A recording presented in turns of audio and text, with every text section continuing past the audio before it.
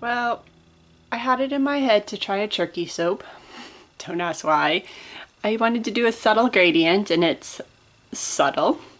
Probably a bit too subtle. And my turkey's not centered. Oh, that bugs me more than anything. Like,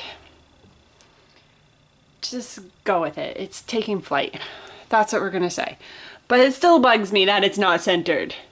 Man, did I ever get a gradual gradient to light and then light to dark.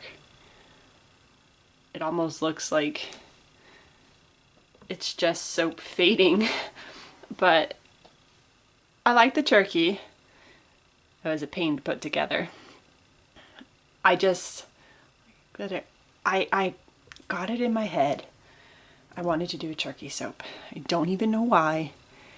And I just couldn't let it go. So I had to make a small batch. No idea if people will want turkey soap, but oh, that one's further up. See, this frustrates me. I thought I had pushed it down and centered it, but I mean, it smells really good. It's cranberry cocktail from Brambleberry, and it's sweeter than most cranberries. Like it's like it's got sugar added to it. I love tart cranberry, but this one's really good. So there you have it, my